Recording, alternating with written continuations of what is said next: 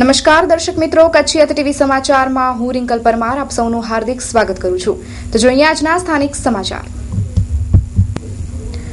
Mandvi road પર આવેલા ખત્રી તળાવ પાસેથી ભારા પર જતા માર્ગ પર આવેલી માવજી તલાવડી પાસેના પુલ નીચેથી આજે તાજું જન્મેલું બાળક મૃત અવસ્થામાં મળી આવતા અરેરાટી વ્યાપી ગઈ છે. તાજા જન્મેલા બાળકને ગત રાત્રે કોઈ વ્યક્તિએ પુલ નીચે ફેંકી દીધું હોય તેમ જણાઈ આવે છે. જોઈએ એક રિપોર્ટ.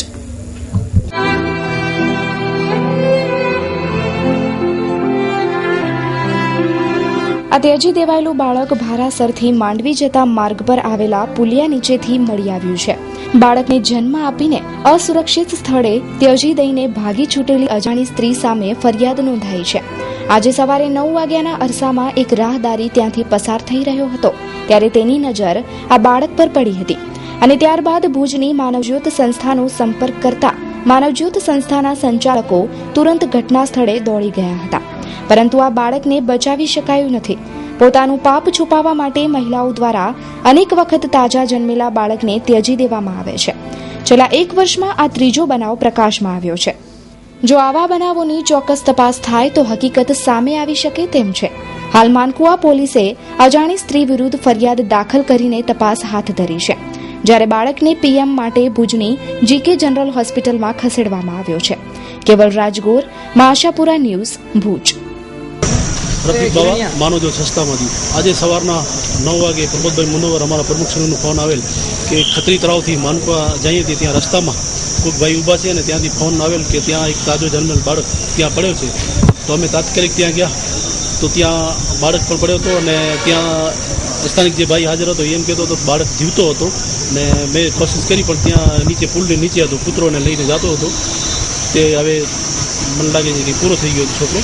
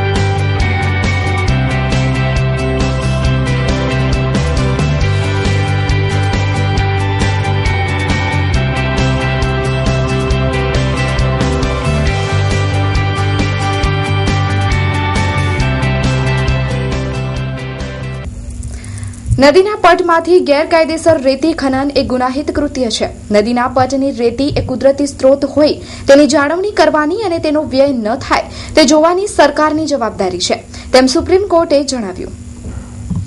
રેતી ચોરી બાબતે કોણ કાર્યવાહી કરી શકે? ખનીજ વિભાગના કાયદા હેઠળ કાર્યવાહી થાય કે પોલીસના કાયદા પ્રમાણે થાય? આ વિવાદ સુપ્રીમ કોર્ટમાં પહોંચતા સુપ્રીમ કોર્ટે આપેલ ચુકાદા વિશે કચ્છના પ્રસિદ્ધ એડવોકેટ દેવાયત બારોટે જણાવ્યું કે તાજેતરમાં સુપ્રીમ કોર્ટે એક ચુકાદો આપ્યો કે નદીના પટમાંથી રેતી ચોરી કરવી એ ગુનો છે. પહેલા એ પણ જજમેન્ટ આવેલું કે આ જે કેસ છે રેતી ચોરીના એ ખાણ ખનીજ વિભાગના કાયદા હેઠળ ચાલે, પરંતુ 379-80ની કલમ એનું સ્પષ્ટીકરણ કરીને સુપ્રીમ કોર્ટે એમ કીધું કે પોલીસને પણ એ પાવર્સ છે કે એના ઉપર એક્શન લે. તો આપણી કને પ્રખ્યાત એડવોકેટ દેવાતભાઈ બારોટ હાજર છે, તો એના વિશે આપણે ચર્ચા કરીએ. આ જે પર્ટિક્યુલર મેટરની અત્યારે આપણે જે ચર્ચા કરી રહ્યા છે એમાં પોલીસે રેતી ચોરી માટે આઈપીસી કલમ 379 અને 380 એના હેઠળ ગુનો નોંધ્યો. એની સામે ગુજરાત હાઈકોર્ટ કીધું કે જ્યારે ખાણ ખનીજ નિયમન અધિનિયમ 1957 અસ્તિત્વમાં છે ત્યારે કલમ 22 નો બાદ નડે છે, એટલે આ 379-380 હેઠળ આમાં કાર્યવાહી થઈ શકશે નહીં. એના અગેન્સ્ટમાં સુપ્રીમ કોર્ટે કીધું કે જ્યારે ચોરી થવાની હકીકત જ્યારે સામે આવી છે ત્યારે આ 2 કલમો પૂરતો પોલીસ આનું કોગ્નિઝન્સ લઈ શકશે અને પોલીસે 379-380 હેઠળ આઈપીસી હેઠળ જે કઈ કાર્યવાહી કરી છે એ યોગ્ય છે. ખાણ ખનીજ નિયમન અધિનિયમ 1957 હેઠળની જે કલમો છે એના પૂરતું કોગ્નિઝન્સ ખાણ ખનીજ વિભાગ જે છે એ લઈ શકશે. એ કલમોનું કોગ્નિઝન્સ લેવા માટે અદાલતને કલમ 22 નો બાદ નડશે. પરંતુ આઈપીસી 379, 380 હેઠળ અદાલતને કાર્યવાહી ચલાવવામાં કોઈ બાદ નડશે નહીં એવું જે ચુકાદો આપ્યો છે એ બંધારણીય ચુકાદો છે. અને જે ગુજરાત દૂરગામી અસર એવી છે કે જે અત્યારે ખાણ ખનીજ ખાતા પાસે મર્યાદિત સ્ટાફ છે, મર્યાદિત સાધન સામગ્રીથી એમને કામ કરવું પડતું હોય છે, ત્યારે આ રેતી ચોરી જે છે એ રેતી ચોરી પર કોઈ પણ પ્રકારના ખનીજ ચોરી એ બહુ જ મોટા પાયામાં થતી હોય છે. અને જ્યારે પહોંચી શકાતું નથી ત્યારે આઈપીસી 379 અને 380 હેઠળના પાવર્સ પોલીસને આપ્યા અને પોલીસ એ પ્રમાણે જ્યારે કાર્યવાહી કરશે તો એ માન્ય ગણાશે. એ રીતે રેતી ચોરી સામે પોલીસ આઈપીસી હેઠળ ગુનો નોંધીને કાર્યવાહી કરી શકે. જલિયાણ રેસીડેન્સી કચ્છના પાટનગર ભુજ મધ્યે આપના સપનાનું ઘર તમામ વર્ગને પરવડે તેવા બજેટમાં માત્ર 14,51,000માં 2 BHK બંગલાઓનું સુંદર આયોજન, સીસી રોડ, ગટર પાણી તથા લાઇટની વ્યવસ્થા, સુંદર રમણીય જગ્યા, બેંક લોન સુવિધા ઉપલબ્ધ. બુકિંગ વહેલા તે પહેલાના ધોરણે. સર્વે નંબર 772 ઉષા પાર્ક 3 ઓધવ વંદનાની આગળ, airport ring road touch Bhuj. Luxurious bungalows, ultra modern elevation, સંપૂર્ણ હવા ઉજાસ વાળું પ્લાનિંગ. આયોજક ઉષા ગ્રુપ. બુકિંગ અને માહિતી માટે દર્શન કે ઠક્કર 9878878878, જેસ એન્ડ કોઠારી 9825312849. સમગ્ર રાજ્યમાં 15 જિલ્લાના જિલ્લા કોંગ્રેસ પ્રમુખોને બદલવામાં આવ્યા. પ્રદેશ કક્ષાએથી હુકમો છૂટ્યા. કચ્છના જિલ્લા કોંગ્રેસ પ્રમુખ નવલસિંહ જાડેજાને બદલે નરેશ મહેશ્વરીની નિમણૂક કરાઈ.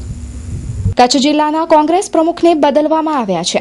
માત્ર 1.5 વર્ષના કાર્યકાળ હજુ પૂર્ણ કર્યો નથી ત્યાં સંગઠન દ્વારા નવા પ્રમુખ નિમાયા છે. નવા પ્રમુખ નરેશ મહેશ્વરીએ જણાવ્યું છે કે કચ્છ જિલ્લામાં દલિત પ્રતિનિધિત્વ મળ્યું છે. આજે કાર્યકરોએ ફૂલહારથી તેમનું સ્વાગત કર્યું.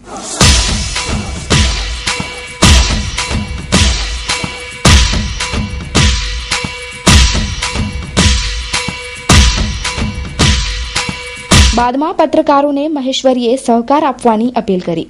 કોંગ્રેસ પક્ષે જિલ્લા કોંગ્રેસના પ્રમુખ પદની જવાબદારી મને સોંપી છે.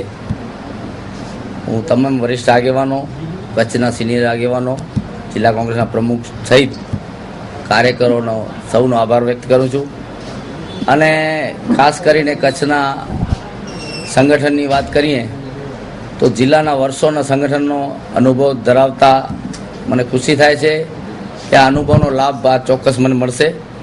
અને દરેક વર્ગ, જ્ઞાતિ, વિસ્તારના લોકોને સાથે જોડી સિનિયરોનું માર્ગદર્શન લઈ અને કોંગ્રેસ પક્ષના સંગઠનને ચેતનવાનું બનાવીએ. આવનારા દિવસોમાં યોજાનારી નગરપાલિકા, તાલુકા પંચાયત અને જિલ્લા પંચાયત એ કોંગ્રેસ પક્ષનું પ્રથમ લક્ષ્ય રહેશે. અને હું ચોક્કસ માનું છું કે કોંગ્રેસ પક્ષને કચ્છની પ્રજા પૂરેપૂરો સાથ સહકાર આપશે અને સત્તાના માધ્યમથી કચ્છના પ્રશ્નોને અમે સારી રીતે વાચા આપશું. ત્યારબાદ વિદાય લેતા પ્રમુખ નવલસિંહ જાડેજાએ જણાવ્યું કે હું પ્રમુખ હતો ત્યારે જે જનૂનથી હું કામ કરતો હતો એના કરતાં હવે મારે થોડો ડબલ જનૂનથી કામ કરવાનું આવશે. કારણ કે પાર્ટીએ જે નિર્ણય લીધો છે એ મારી સંમતિથી લીધો છે. આખા કચ્છ સૌરાષ્ટ્રમાં મને આનંદ એ વાતનો છે કે કચ્છ સૌરાષ્ટ્રમાં એક દલિત મૂકવાની વાત આવી કે ભાઈ દલિત પ્રમુખ તરીકે મૂકવાની વાત છે. ત્યારે મને આદરણીય અમારા પ્રદેશ પ્રમુખશ્રીએ મારી સાથે ચર્ચા કરી ત્યારે મેં પાર્ટીને એમ કીધું કે અમારા કચ્છમાં જો દલિત આજે માઇનોરિટી પછી સેકન્ડમાં દલિતની વસ્તી છે કચ્છમાં, અને કોઈ દલિતોને કાંઈ પણ કાંઈ આપ્યું છે કોઈએ તો એ કોંગ્રેસે આપ્યું છે. કારણ કે આજે સંસદ સભ્યની સીટ છે એ પણ કોંગ્રેસની દેન છે. એને પાર્ટીએ ટિકિટ આપીને બીજેપીનો ચૂંટાયો એ અલગ વસ્તુ છે, પણ જે અનામત પ્રથા આવી છે એ અનામત દલિતોને જો આપી હોય તો એ કોંગ્રેસની દેન છે. એટલે કચ્છમાં દલિતોની આટલી મોટી વસ્તી હોવાથી અને દલિતને જ્યારે આપવાની વાત આવી ત્યારે મેં સ્વૈચ્છિક એમ કીધું કે જો દલિતને તમે પ્રમુખ બનાવવા માંગતા હો તો હું સ્વૈચ્છિક હટવા તૈયાર છું અને દલિતને પ્રમુખ બનાવો.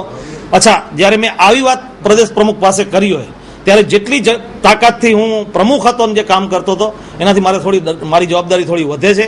એટલે હું એમ માનું છું કે હું હતો ત્યારે જે કામ કરતો હતો એનાથી પણ પાર્ટી વેગવંતી આગળ વધી અને પાવરફુલ પાર્ટી તરીકે બહાર આવશે અને આવતા જિલ્લા પંચાયત તાલુકા પંચાયતોમાં એનું પરિણામ આપને દેખાશે અને બીજેપીને પણ ખબર પડશે કે ખરેખર કોંગ્રેસ પાર્ટી એટલે કચ્છમાં શું છે.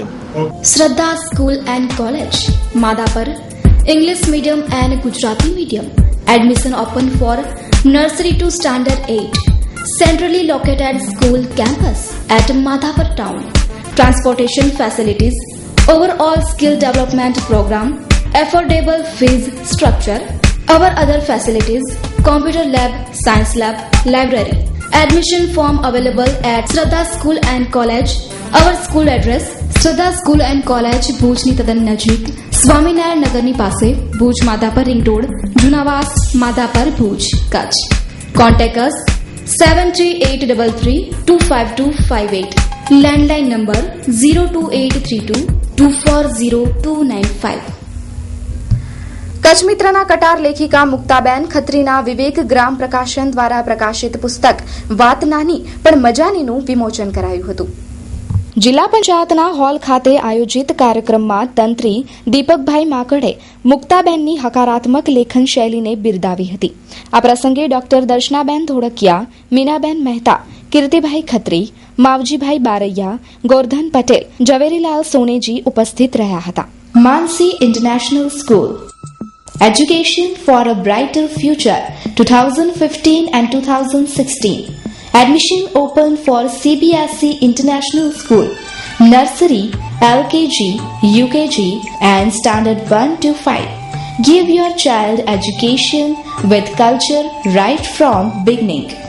Modern technology education, yoga meditation, karate class, music, dancing and singing, sports, etc. Open for admission CBSE International School. Address Vardhaman Nagar, Bhujodi, Bhuj, Kutch. Mobile number 9428933328. 12 જૂનને ભારતમાં બાળ મજૂરી વિરુદ્ધ દિન તરીકે ઉજવવામાં આવે છે. આ દિવસે અનેક સમાજસેવી સંસ્થાઓ મેદાનમાં આવીને બાળ મજૂરી અટકાવવાની વાતો કરે છે. પરંતુ રાત ગઈ સો બાત ગઈ. બીજા દિવસે બધા બધું જ ભૂલી જાય છે. શુક્રવારે કચ્છી કલા સહિયર ગ્રુપ દ્વારા પણ બાળ મજૂરી અટકાવવા માટે એક કાર્યક્રમ યોજાયો હતો. સહિયર ગ્રુપ દ્વારા આયોજિત આ કાર્યક્રમ અનોખો હતો. હેન્ડીક્રાફ્ટ સાથે જોડાયેલી મહિલાઓ અને સંસ્થાઓએ ભુજના મંદિરોમાં પડી રહેલા શ્રીફળને એકઠા કરીને સુકાવીને ત્યારબાદ શ્રીફળમાંથી તેલ કઢાવી નાના બાળ મજૂરોના માથામાં તેલ નાખ્યું હતું. આ મહિલાઓ દ્વારા થયેલ કાર્યક્રમ પ્રશંસનીય છે, પરંતુ બાળમજૂરી અટકાવવા તંત્ર યોગ્ય પગલાં લે તેવી આવશ્યકતા કચ્છમાં પણ દેખાઈ રહી છે. કારણ કે ચાની હોટલ પર આજે પણ બાળમજૂરી કરતા બાળકો આપણા સૌની નજરે ચડે છે. જો સરકાર અને સંસ્થાઓ એક સાથે મળીને કામ કરે તો બાળમજૂરી પર અંકુશ મેળવી શકાય તેમ છે. કચ્છિયત ટીવી સમાચાર, ભુજ. મીનાક્ષી જોશી. આજે જે બાળ મજૂરી દિનનો જે વિરોધ દિવસ છે એ નિમિત્તે આ બાળકોને અમે અમારો મહિલા મંડળ છે કચ્છી કલા સહિયર ગ્રુપ અને હેન્ડીક્રાફ્ટનું કાર્ય કરે છે બધા બહેનો પોતાની રીતે. અને એ ઉપરાંત આવી સેવાકીય પ્રવૃત્તિ અમે કરતા રહી છે, અવારનવાર પ્રોગ્રામ કરતા રહી છે આવું કાંઈ પણ. અને આજે જે અમે કર્યું છે ને, જે એ મંદિરોમાં જે આપણે નાળિયેર વધેરતા હોય છે, એ નાળિયેરનો જથ્થો બહુ વધી જતો હોય છે. એ નાળિયેરો ભેગા કરી એને સૂકવી અને એનું અમે કુકમામાં એનું ઓલું ઘાંચીમાં તેલ કઢાવી અને આ બાળકોના માથામાં તેલ નાખવાનું આજે આયોજન કર્યું છે. કે આજનો દિવસ તો ખાસ છે જ બાળકોને